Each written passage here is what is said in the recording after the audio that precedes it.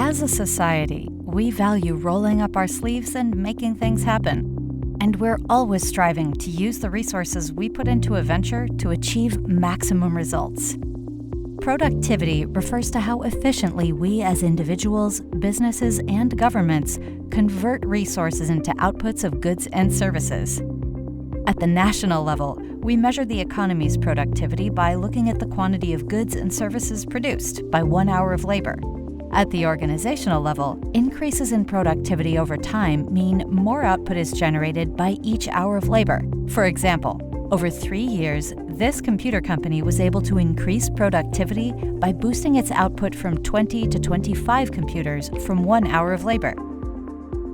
There are 2 ways economists determine increased productivity. A company can increase its output using the same set of resources it has used in a prior period, or it can produce a given output using a smaller set of resources.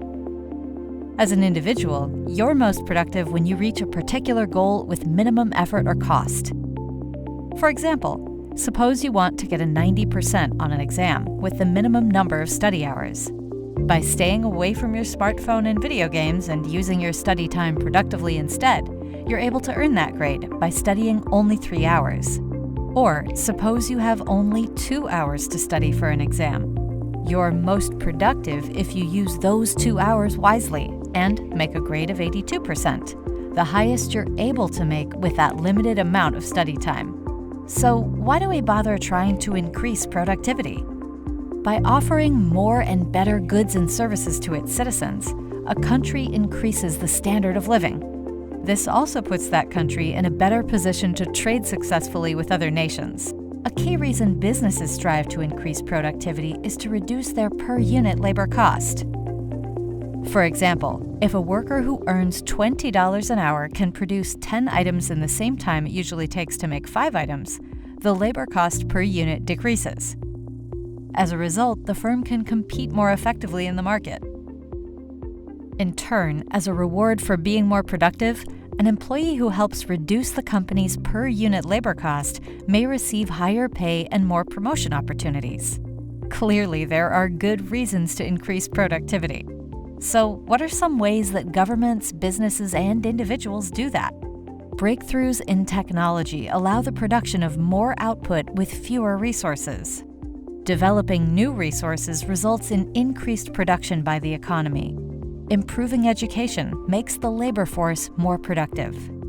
Investments in healthcare create a healthier labor force by allowing workers to operate more efficiently and take fewer days off for medical reasons. Companies can also improve productivity by investing in new capital equipment that increases their output. Can you increase your own individual productivity? Yes. By investing more time and money into additional education and training, you can improve what economists refer to as human capital. And because a better skilled worker boosts a company's productivity, some businesses will pay for your additional education and training. While improved productivity creates many benefits, those benefits come at a cost. Within governments, choices must be made about how tax dollars should be allocated. If funds go toward training programs and research aimed at improving productivity, there will be fewer dollars available for other uses. The same idea holds true for businesses. Money spent on obtaining new capital equipment, training workers, and developing new production techniques could be put toward other expenses of the company. And, as a worker, you'll be spending time and money acquiring additional education and training to increase your human capital and productivity. As an old saying goes, sometimes you have to spend money to make money. Despite the costs, increasing productivity is necessary for economies, businesses, and individuals to maintain steady, long-term growth over time.